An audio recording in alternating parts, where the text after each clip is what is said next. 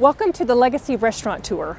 We are in Tallahassee, Florida, home to the state capital, 3 major educational institutions, and a number of enchanting parks that celebrate the city's rich Native American Indian and Spanish history. The area where Tallahassee is located has, historically, traced its beginning to 1200 AD when the Mississippian culture, a combination of several Native American Indian tribes, were thriving in an area that produced a wide variety of plants, game, and seafood easily accessible in the northern Gulf of Mexico and southern panhandle of the region. And Haika, in the Muskogean language, means old town or old fields, would later be translated to Tallahassee during the winter of 1538 to 1539, when a Spanish explorer named Hernando de Soto occupied the area. The tribes of the Creek and the Appalachee would at that time combine to form the Seminole Indian tribe, whose culture and historical contributions continue to be part of the story of this grand, elegant city. Tallahassee became the capital of Florida Territory in 1824, long before Florida was admitted to the Union. Admittance didn't occur until March 3, 1845, when Florida became the 27th state in the United States. At present, the city of Tallahassee has a population of approximately 195,000, over which a third are college students. The remaining 2/3 are mostly state government employees and private business owners who embrace its entrepreneurial atmosphere, music scene, and eclectic multicultural restaurants. Meeting the criteria of having been in business at least 20 continuous years, Tallahassee's legacy restaurants form a long list of successful businesses, serving the area with menus that define cultures in this unique city. Meeting the demands and tastes of young and educated community, the gastronomic flair includes a blend of the unique and traditional, price conscientious, and offerings that include organically fresh ingredients, most of which are indigenous to the area. We are about to meet owners and operators who have not only met the criteria, but call Tallahassee home.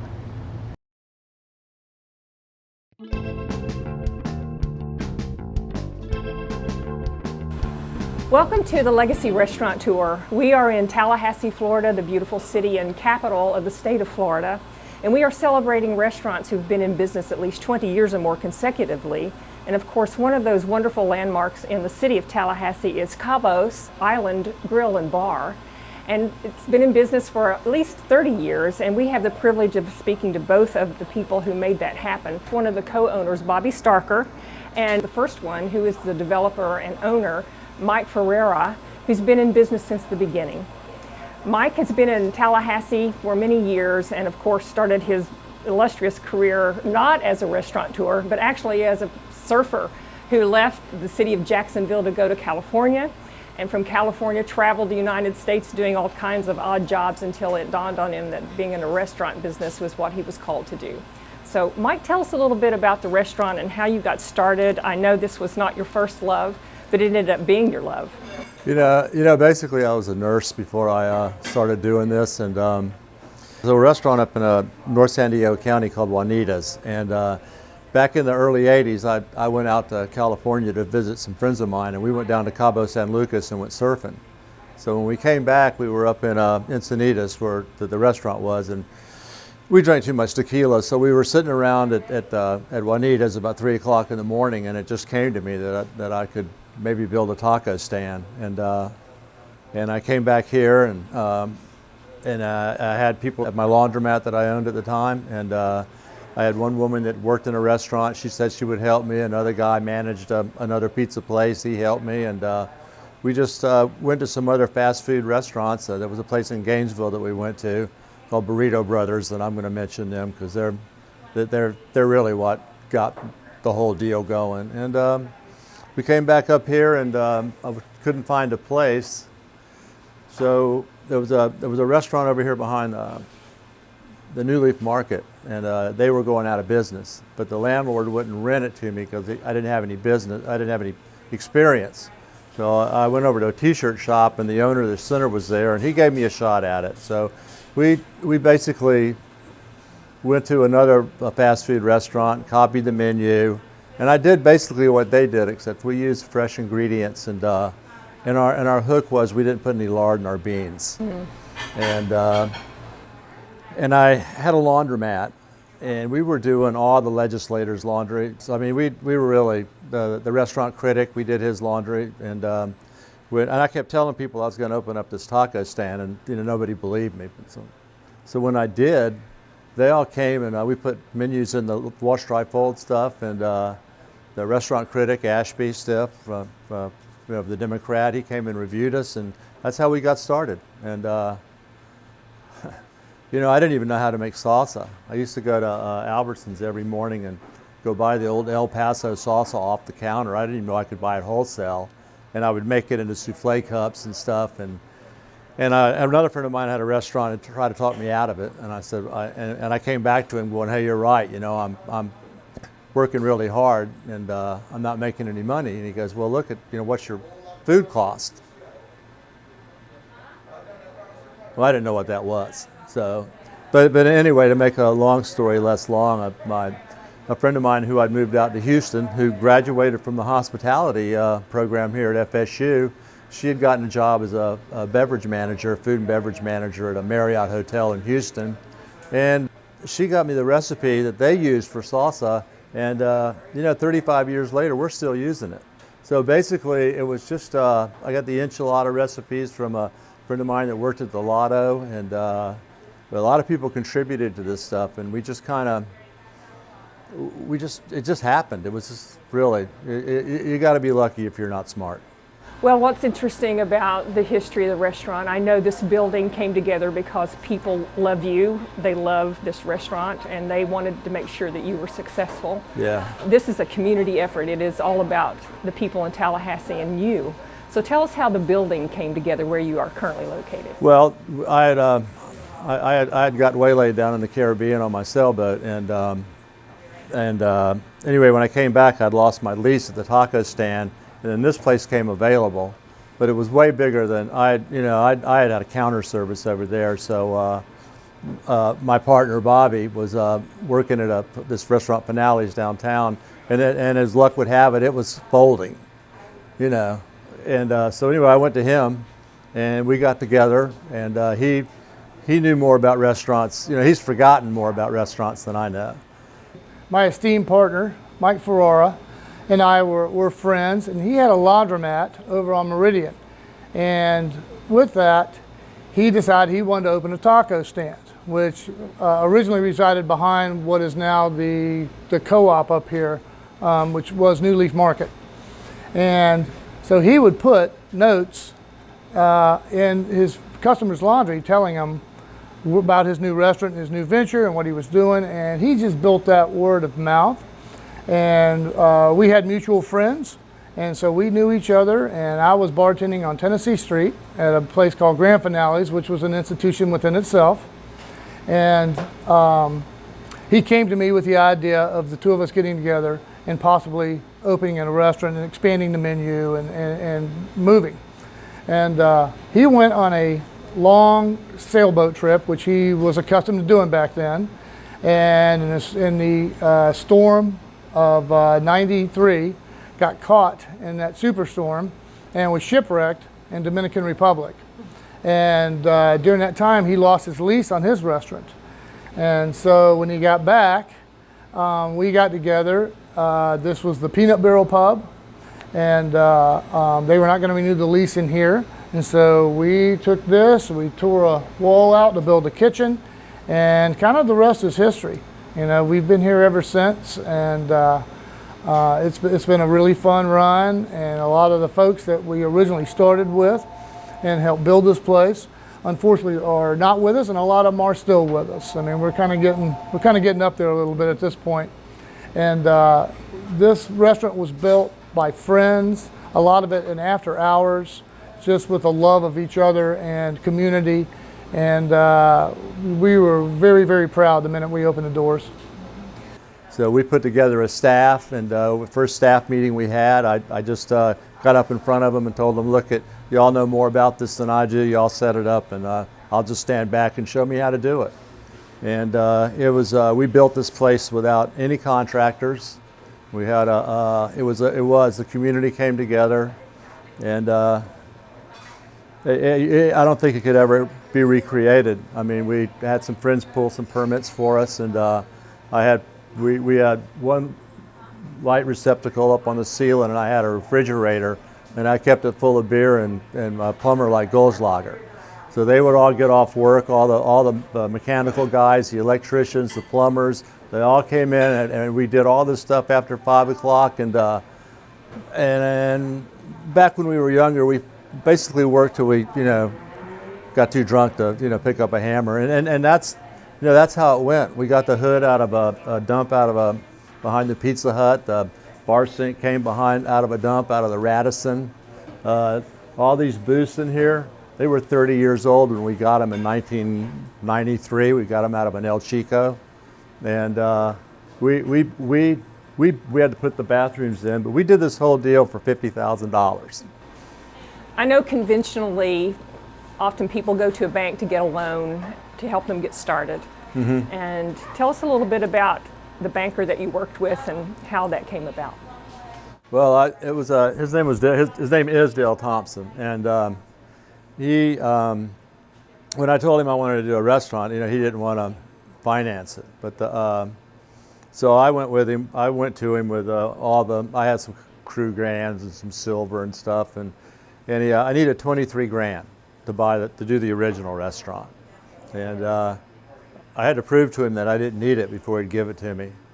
So that got it started. And when we did this, when I told him I needed more money, I know this is kind of dramatic, but I literally took a bag and lit it in his office, and I started to burn it. And he goes, "What are you doing?" I'm saying, "I'm telling you, if you loan me the money and I burn it in front of you, I'm still going to pay you back." And he went with it, and we paid him back in 6 months.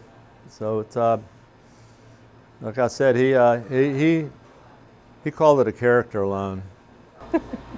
Well, I know your passion is really what makes this successful, Mike, and you and Bobby together, it's like yin and yang. Both of you are different, yet it works. Oh, yeah. And how has you survived all of these years with all the ups and downs, the economic ups and downs that you've experienced? The fact that football season has a real impact in this city, and the legislative session has a real impact, and in the summer we know that that's really a struggling time for most restaurants, and especially now with this virus. How do you do it? It's been challenging, no doubt about it, the last 9 months. But I just got to tell you, it's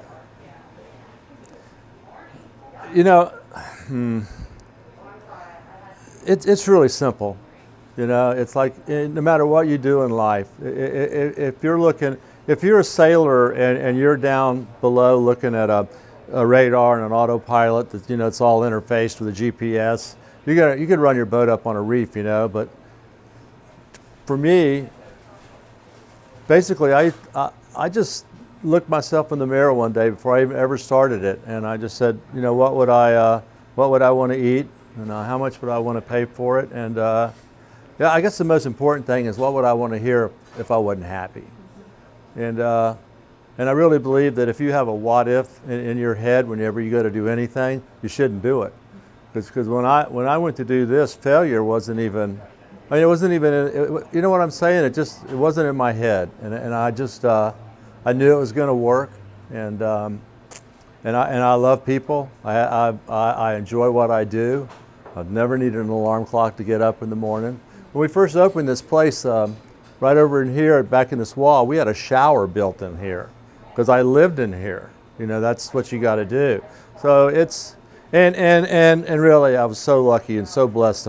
Bobby and I were friends, because this would never, ever have happened the way it has without him. And he's the man.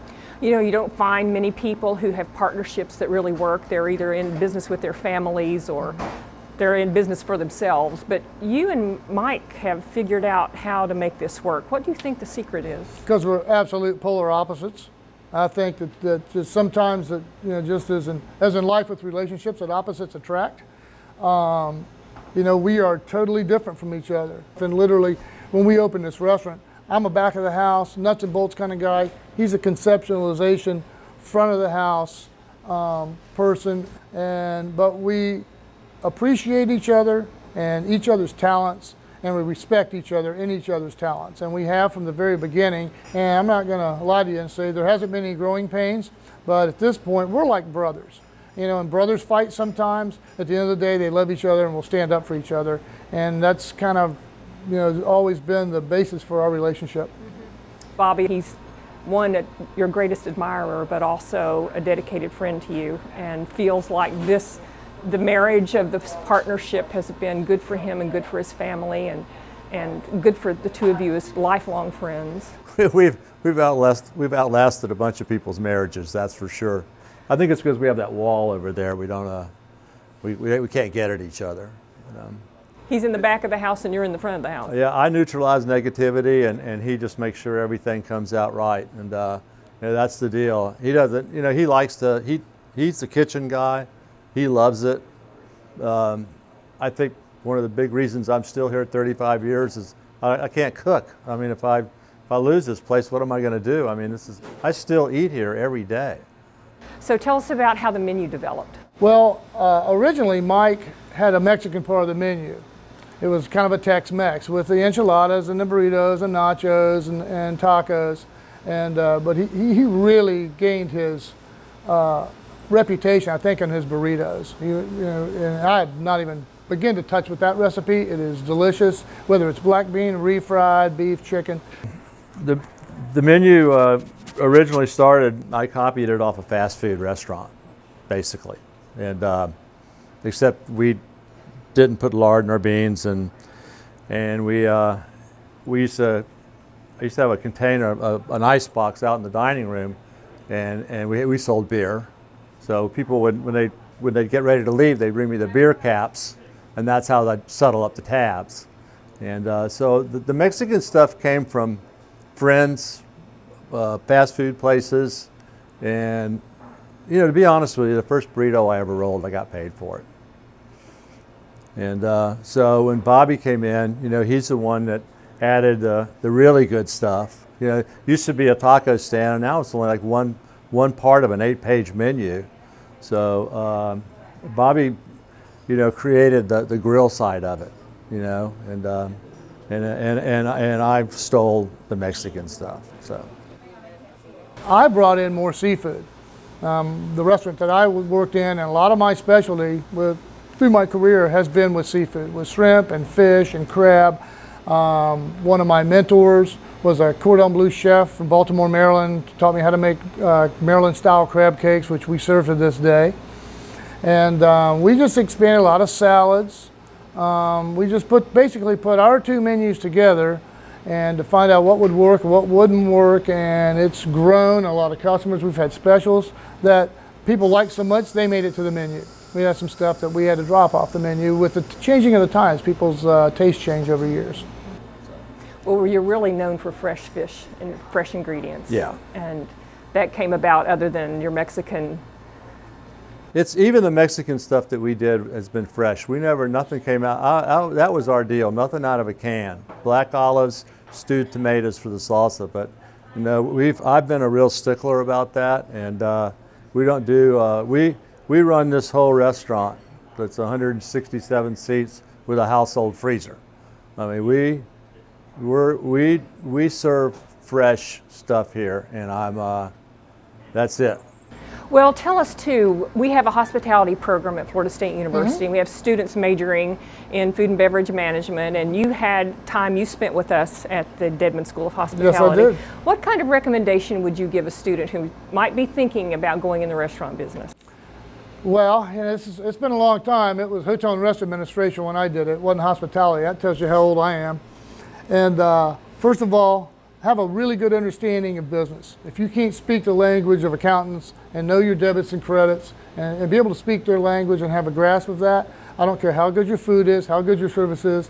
If you can't make it in the office, you'll never make it in business. And that goes for a lot of, not just the restaurant and bar business, but I'm sure other ones too.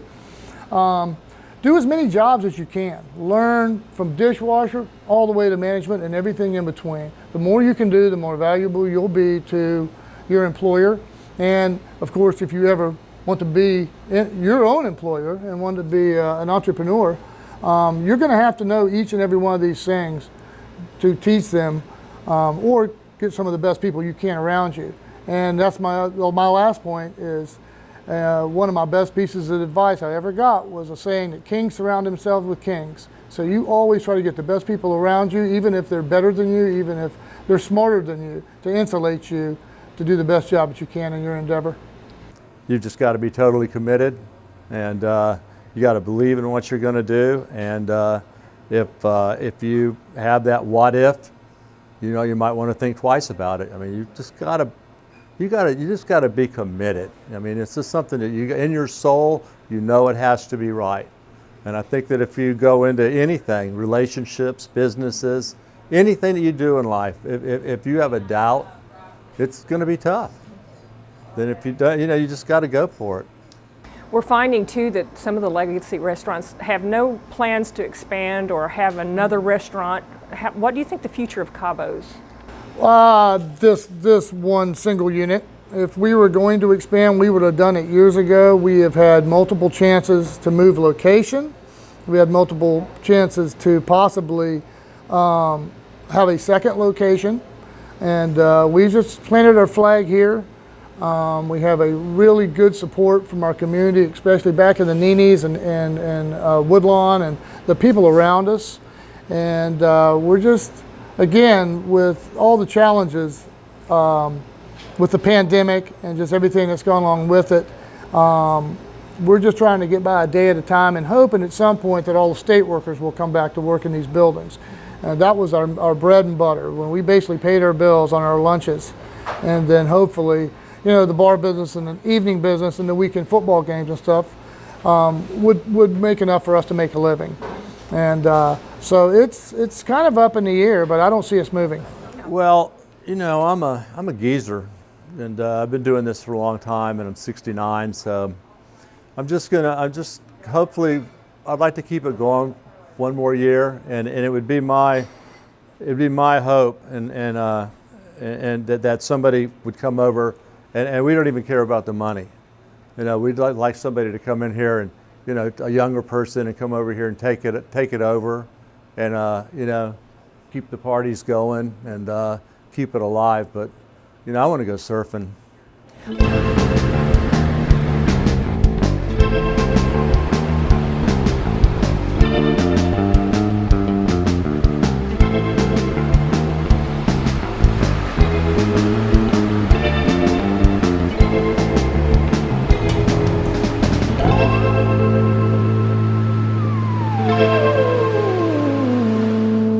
Speaking of which, tell us a little bit about the surfboards hanging in the restaurant and all these beautiful pictures of people that are enjoying a party that you throw annually and have been your firmest supporter since day one. Well, I started surfing in 1961, so all these boards up here really are, if I didn't ride them, they were boards that I had ridden, and I guess I could call it a career. And so I've collected them, and there they are. They're all museum pieces. They're all from the 60s. Just part of my life. I love them. Well, Mike was a surfer, and still is a surfer. And it's been one of his life passions. And you'll notice that most of these are all longboards, which is really what he's specialized in. A lot of times, of course, over in Jacksonville, you don't get the big surf that you do in other parts of the country. So longboards is the way to go, where you can actually catch a nice ride on a smaller wave. And some of these are just absolute vintage boards that he literally has put a fortune into. We wanted to make this as kind of an island motif, kind of a little respite from the rest of life. When you get away, come in here. We used to have, as a matter of fact, we still got it there, no ties after 5. Because when we first opened, we get a lot of guys from downtown with the legislature. And no ties, man, take your tie off. You're supposed to relax in here, have a margarita, have some chips and salsa, And so it's always kind of been a laid back, just funky little place. But and the parties all started over there at the laundromat. And it's never been about trying to make money. I mean, we've really, the first party I threw, we had Bill Wharton came and played, and I had a pony keg. And I just really wanted to thank people for supporting us. So it just turned into, I got 35 of them hanging up here on the wall, and we've never made a dime on it. And any money that got taken in, we gave to the staff. but it's never ever, we've never marketed it, we never advertise it. It's just basically if you come in here, you find out about it, and you take a big old group picture and you get on a wall of shame. Of course, all the pictures are from the parties that we hold every year. We did up until a couple of years ago.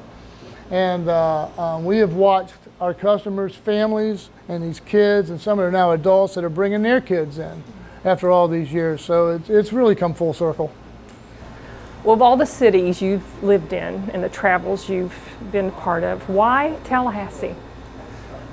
It's kind of personal, but you know, I was a nurse, and my mom had moved here back in '74 from Jacksonville, and she was running the fair out here. She was a fair manager, and then '82 I was out in San Diego, you know, and she came down with an illness, and so I came over here to take care of her, and you know, she passed, and I don't know, I kind of. You know, Tallahassee's kind of like the Twilight Zone. I've left it 100 times, and I keep coming back, and it's just the people. You know, there's no surf here. I can't think of any logical reason why I'm here, except it's been great to me, and I decided I wasn't going to nurse anymore, and I bought a laundromat. The laundromat turned into a taco stand. The taco stand came into this, and here we are. Well, Mike, we admire what you've accomplished, and you and Bobby together have made Cabos, as said, a landmark for all of us in Tallahassee and people who visit here as well. We wish you many more years of success, and we thank you for letting us come in your restaurant and spend time with you today. Hey, thank you.